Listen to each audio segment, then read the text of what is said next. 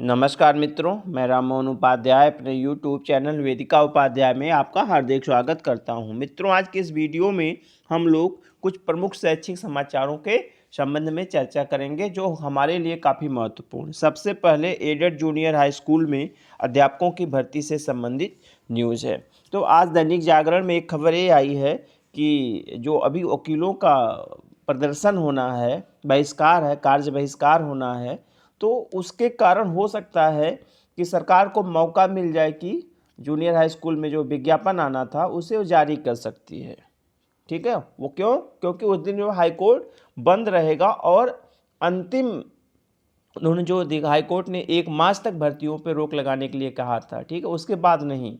तो यही न्यूज़ जो दैनिक जागरण में आज निकली है कि बहिष्कार से निकलेगी एडेड जूनियर शिक्षक भर्ती की राह। 1 मार्च तक लगाई थी रोक, वकील कर रहे हैं कार्य बहिष्कार। प्रदेश के 3049 अशासकीय सहायता प्राप्त एडेड जूनियर हाई स्कूलों के शिक्षक भर्ती का विज्ञापन अगले सप्ताह जारी करने की तैयारी है। इसमें वकीलों का कार्य बहिष्कार भर्ती की राह आसान कर रहा है। वजह, हाई कोर्ट ने committee of management Adarsh junior high school की याचिका पर सिर्फ 1 मार्च तक के लिए स्थगनादेश जारी किया था। शिक्षा अधिकरण मुद्दे पर वकील 1 मार्च को भी कार्य बहिष्कार कर रहे हैं, इसलिए सुनवाई संभव नहीं है और स्टे की मियाद पूरी हो जाएगी। ऐसे में परीक्षा संस्था 2 मार्च को विज्ञापन घोषित कर सकती है। अब देखिए एक क्या मतलब है, इन्होंने अपना एक किसी अधिकारी के माध्यम से पता किया होगा कि हो सकता है 2 मार्च को विज्ञापन घोषित किया जा सकता है, लेकिन जब तक विज्ञापन घोषित न हो जाए तब तक हम लोग विश्वास नहीं कर सकते हैं। आगे है, ज्ञात हो कि एडेड जूनियर हाई स्कूल भर्ती में प्रधानाध्यापक की 390 व सहायक अध्यापक के 1504 सहित कुल 1894 पदों के लिए विज्ञापन अधर में है। इसके पहले शासनादेश में खामी की वजह से तय समय पर विज्ञापन जारी नहीं हो सका था। अब भर्ती का इंतजार करने वालों की मुराद पूरी हो सकती है। सरकार ने नियमावली में संशोधन करने के 1 साल बाद रिक्त पदों पर भर्ती कराने का आदेश दिया था। इम्तहान कराने का जिम्मा परीक्षा नियामक प्राधिकारी उत्तर प्रदेश प्रयागराज को सौंपा गया था। परीक्षा संस्था को 25 फरवरी को विज्ञापन जारी करना था। इसके पहले ही हाईकोर्ट ने भर्ती पर स्थगनादेश जारी कर दिया या जारी हो गया था। ठीक है, यह के विवाद क्या है? इस हाईकोर्ट ने इस भर्ती पर स्थगनादेश क्यों जारी किया? इसमें है कि जो जूनियर हाई स्कूलों के प्रबंध समिति की जो कमेटी है, उन लोगों ने वहाँ पर एक मुकदमा दायर किया था हाई कोर्ट में। हुआ क्या, प्रदेश सरकार ने 4 दिसंबर 2019 को उत्तर प्रदेश मान्यता प्राप्त बेसिक स्कूल, ठीक है, जूनियर हाई स्कूल अध्यापकों की भर्ती और सेवा की शर्तों के 7वें संशोधन को मंजूरी दी थी। इसके पहले एडेड जूनियर हाई स्कूलों में रिक्त होने वाले पदों पर प्रबंध समितियां जो हैं शिक्षकों का चयन करती रही हैं। ठीक है, मतलब प्रबंध समितियों के द्वारा ही पूर्व में शिक्षकों का चयन किया जाता था। योगी सरकार ने शिक्षक भर्ती में लिखित भर्ती का प्रावधान किया है, इसलिए नियमावली में संशोधन हुआ। कमेटी ऑफ मैनेजमेंट अदर्स, ठीक है, committee of management others junior high school ने हाई कोर्ट में याचिका दाखिल करके कहा कि भर्ती के नियम में बदलाव विधि सम्मत नहीं है। सरकार नए रेगुलेशन से नया विज्ञापन जारी कर रही है। न्यायमूर्ति विवेक बिरला, ठीक है, न्यायमूर्ति विवेक बिरला ने जो है 1 मार्च तक यथास्थिति के साथ उसी दिन सुनवाई करने का आदेश दिया था। न्यायमूर्ति विवेक बिरला ने जो है 1 मार्च तक यथास्थिति के साथ 1 मार्च को सुनवाई करने का आदेश दिया था। ठीक है, तो अब हम लोग इंतज़ार करते हैं। आज 28 फरवरी हो गई है, कल ही जो है 1 मार्च है, तो देखते हैं विज्ञापन जारी हो पाता है या नहीं हो पाता है। अगली न्यूज़ है जो सरकारी जो है जो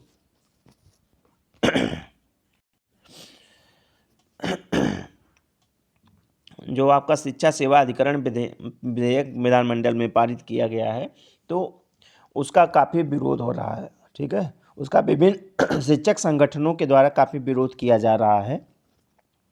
तो वही न्यूज़ है, शिक्षक कर्मचारियों के लिए डेथ वारंट है विधेयक। उत्तर प्रदेश माध्यमिक शिक्षा संघ ने प्रदेश सरकार की ओर से विधानमंडल में पारित शिक्षा सेवा अधिकरण विधेयक को प्रदेश के प्राथमिक, माध्यमिक तथा उच्च शिक्षा के शिक्षकों एवं शिक्षणेतर कर्मचारियों के लिए डेथ वारंट बताया है। शिक्षक संघ ने भी शिक्षक विरोधी शिक्षा सेवा अधिकरण का वापस लेने के लिए प्रदेश के सभी जिला मुख्यालयों पर 5 मार्च को विरोध प्रदर्शन करने का फैसला किया है। विरोध प्रदर्शन के बाद जिला मुख्यालय पर मुख्यमंत्री के नाम ज्ञापन सौंपा जाएगा। उत्तर प्रदेश माध्यमिक शिक्षक संघ ठकुराई गुट के प्रदेश अध्यक्ष जगदीश पांडे ठकुराई की अध्यक्षता में वर्चुअल बैठक में तय किया गया था कि विधेयक के वापस होने तक विरोध जारी रहेगा। प्रदेश महामंत्री लालमन द्विवेदी ने बताया कि सरकार इस अधिकरण के माध्यम से न केवल सेवा संबंधी सभी मामलों में शिक्षकों के उच्च न्यायालय में जाने पर रोक लगाई जा रही है, बल्कि संविधान के अनुच्छेद 226 में दिए गए शिक्षकों तथा शिक्षणेतर कर्मचारियों के मूल अधिकारों का भी हनन किया जा रहा है।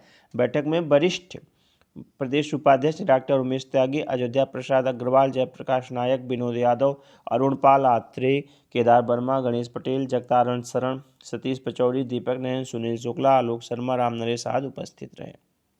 इसके बाद जो है एक उत्तर प्रदेश पावर कॉरपोरेशन लिमिटेड की एक न्यूज़ है कि उन लोगों ने जो अकाउंट ऑफिसर का, ठीक है, अकाउंट ऑफिसर का भर्ती विज्ञापन जारी किया था, तो उसका एडमिट कार्ड जारी कर दिया गया है।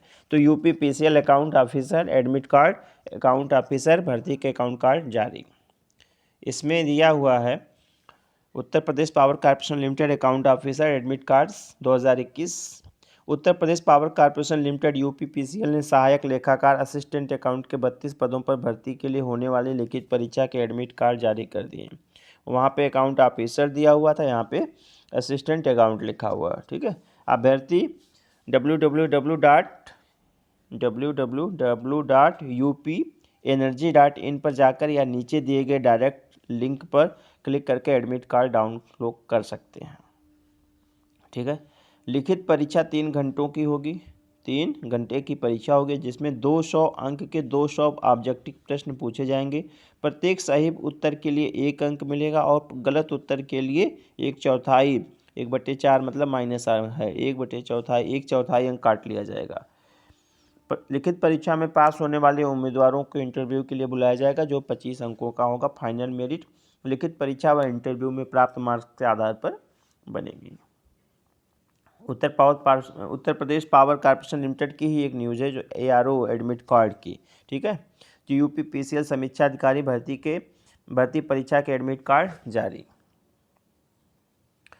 Uttar Pradesh power corporation limited ने असिस्टेंट रिव्यू ऑफिसर पद पर भर्ती के लिए होने वाली परीक्षा के एडमिट कार्ड जारी कर दिए हैं। अभ्यर्थी www.upenergy.in पर जाकर या नीचे दिए गए लिंक पर डायरेक्ट लिंक करके क्लिक करके एडमिट कार्ड डाउनलोड कर सकते हैं। लिखित परीक्षा में प्रत्येक गलत उत्तर के लिए 1/4 अंक काटा जाएगा। प्रश्न पत्र के 2 भाग होंगे। पहले भाग में कंप्यूटर ज्ञान से संबंधित प्रश्न होंगे, दूसरे में सामान्य अध्ययन, रीजनिंग, हिंदी व अंग्रेजी भाषा से जुड़े प्रश्न होंगे। लिखित परीक्षा में प्रत्येक गलत उत्तर के लिए 1/4 अंक काटा जाएगा। प्रश्न पत्र के 2 भाग होंगे। पहले भाग में कंप्यूटर ज्ञान से संबंधित प्रश्न होंगे, दूसरे में सामान्य अध्ययन, रीजनिंग। लिखित परीक्षा का क्या पैटर्न है उन्होंने दिया। पहले भाग में आपको पहले बता दिया उन्होंने 50 अंकों का जो है आपका कंप्यूटर ज्ञान परीक्षण होगा और प्रत्येक प्रश्न 1 अंक के होंगे और गलत उत्तर देने के लिए दंड स्वरूप 1/4 1/4 अंक काट लिया जाएगा, ठीक है। और उसमें जो न्यूनतम आपको 50 में 20 अंक प्राप्त करना अनिवार्य होगा, नहीं तो आपका जो सेकंड पेपर है वह चेक ही नहीं होगा, ठीक है। और इसमें लिखा हुआ है कंप्यूटर ज्ञान के इस प्रथम भाग में प्राप्त किए गए अंक श्रेष्ठता निर्धारण है जोड़े नहीं जाएंगे, बस केवल आपका क्वालिफाइंग है कंप्यूटर वाला पोर्शन। द्वितीय भाग में है, इस भाग में निम्नांकित पाठ्यक्रम से संबंधित वस्तुनिष्ठ प्रकार का प्रश्न पत्र होगा जिनके अधिकतम अंक सम्मुख अंकित हैं। प्रत्येक प्रश्न 1 अंक होगा और गलत उत्तर के लिए ऋणात्मक 1/4 अंक प्रदान किए जाएंगे, अर्थात 1/4 अंक की कटौती की जाएगी। सामान्य अध्ययन के कुल 20 प्रश्न आएंगे और 20 अंक के होंगे। तार्किक ज्ञान के 40 प्रश्न आएंगे, 40 नंबर के होंगे। सामान्य हिंदी आएगी इंटरमीडिएट उच्च स्तर की, तो 70 प्रश्न आएंगे, 70 अंकों का होगा। सामान्य अंग्रेजी भी आएगी, 70 प्रश्न आएंगे, 70 अंकों का होगा। कुल 200 अंकों की आपकी परीक्षा होगी। इसके बाद जो है प्रदेश में होने वाली कुछ संविदा भर्तियों के संबंध में एक न्यूज़ है कि संविदा की सभी भर्तियां अब सेवा योजन पोर्टल से होंगी, ठीक है। इसमें है उत्तर प्रदेश में आउटसोर्सिंग और संविदा पर सारी भर्तियां सेवा योजन पोर्टल के जरिए होंगी। आउटसोर्सिंग करने वाली जो कंपनियां इस पोर्टल पर नहीं आएंगी उनका जेम पोर्टल पर रजिस्ट्रेशन रद्द हो जाएगा। यूपी के सभी बेरोजगार युवाओं को भी इसी सेवा योजन पोर्टल पर पंजीयन करवाना होगा। इसके साथ ही मुख्यमंत्री हेल्पलाइन पहले से पंजीकृत बेरोजगारों से पूछेगी कि अभी वह कौन सा काम कर रहे हैं। अरे ये सब फालतू की व्यवस्था है। भाषाओं का पाठ्यक्रम बदलेगा। नई शिक्षा नीति के संबंध में है कि नई शिक्षा नीति में जो भाषाओं का पाठ्यक्रम उसे बदल दिया जाएगा।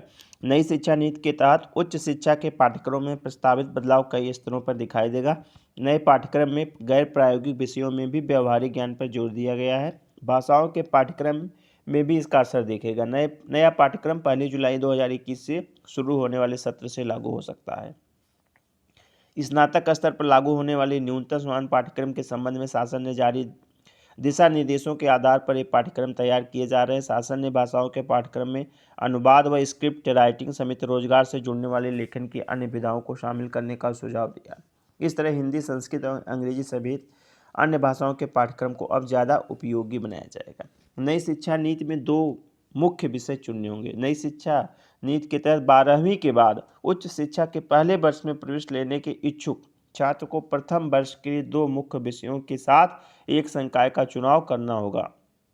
2 प्रमुख विषयों के अलावा उन्हें प्रत्येक सेमेस्टर में किसी भी अन्य संकाय के एक और मुख्य विषय का चुनाव करना होगा। इसके साथ एक ही गौड़ विषय किसी अन्य संकाय से एक व्यावसायिक पाठ्यक्रम अपनी अभिरुचि के अनुसार तथा एक अनिवार्य सह शैक्षणिक पाठ्यक्रम का चयन करना होगा। इसके बाद एक न्यूज़ है, मोतीलाल नेहरू राष्ट्रीय प्रौद्योगिकी संस्थान प्रयागराज में असिस्टेंट प्रोफेसर के 113 पदों के लिए आवेदन मांगे गए हैं। तो मोतीलाल नेहरू राष्ट्रीय प्रौद्योगिकी संस्थान में असिस्टेंट प्रोफेसर के 113 पदों के लिए आवेदन मांगे गए हैं। संस्थान की ओर से असिस्टेंट प्रोफेसर के 113 पदों पर नोटिफिकेशन के साथ ऑनलाइन आवेदन शुरू हो गया है। 15 मार्च ऑनलाइन आवेदन लिए जाएंगे, मतलब 15 मार्च तक लिया जाएगा, गलत इन्होंने लिखा। अभ्यर्थी आवेदन की हार्ड कॉपी 22 मार्च तक संस्थान में जमा कर सकेंगे।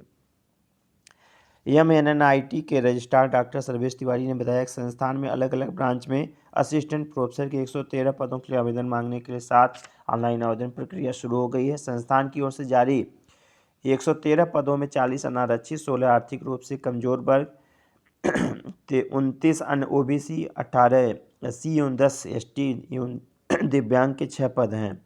रजिस्ट्रार ने बताया कि मार्च में आवेदन प्रक्रिया पूरी करने के बाद अप्रैल में आवेदन पत्रों की स्क्रीनिंग पूरी कर ली जाएगी।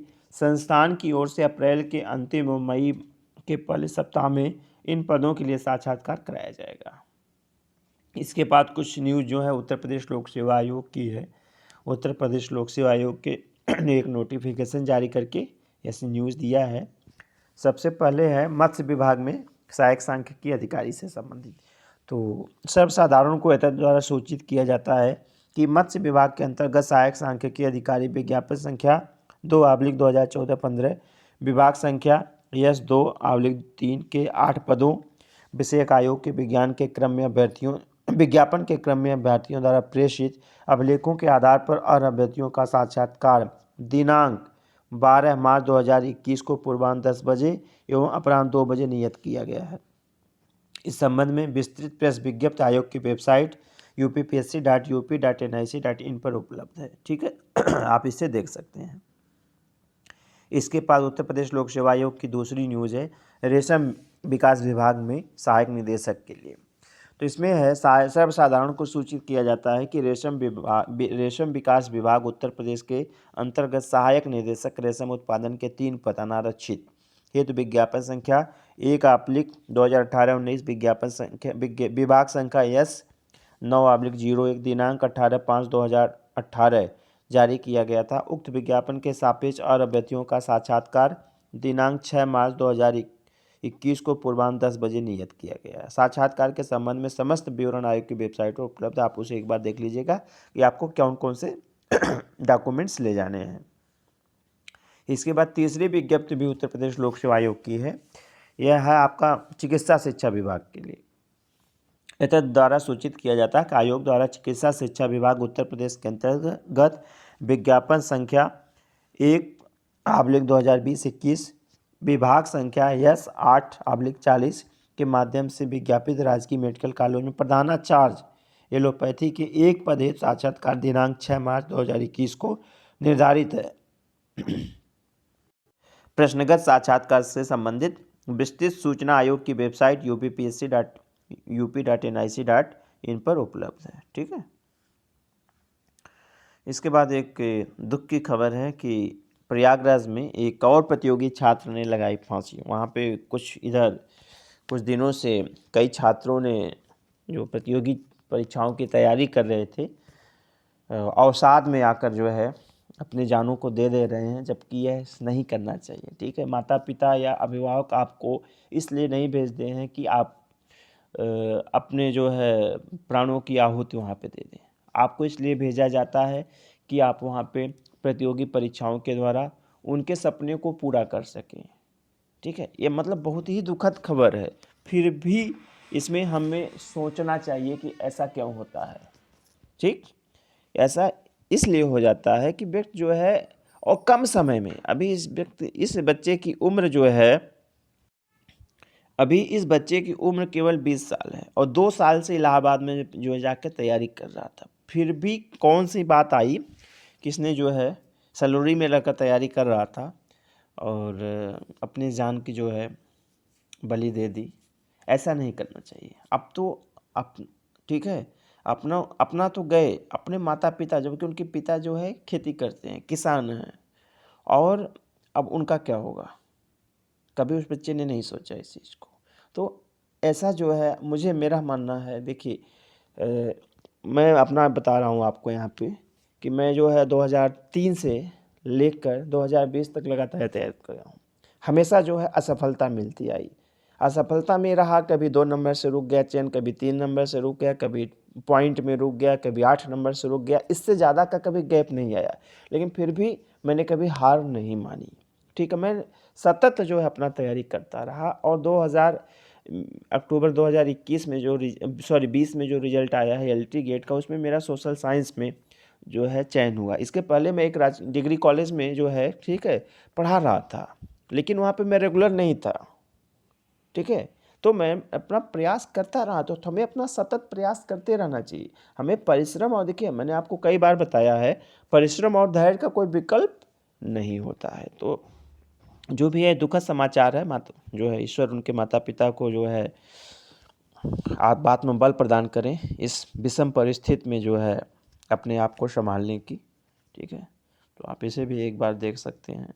और इसमें बताया जा रहा है कि जो कम अवसर हो रहे हैं उससे प्रतियोगी तनाव में आ जा रहे हैं, लेकिन ठीक है, अवसर कम हो रहे हैं तो हमें जो है उसका विरोध करना चाहिए अवसर कम होने के, लेकिन अपनी जान को जो है देने की यहाँ पे कोई आवश्यकता नहीं है।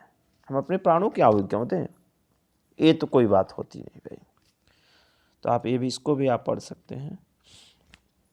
तो मित्रों, आज के वीडियो में बस इतना ही शैक्षिक समाचार था। आगे अगर कुछ मुझे कोई शैक्षिक समाचार प्राप्त होता है तो अगले वीडियो के माध्यम से मैं आप लोगों को अवश्य बताता हूँ। तो आप लोगों को सुनने के लिए बहुत बहुत धन्यवाद। नमस्कार।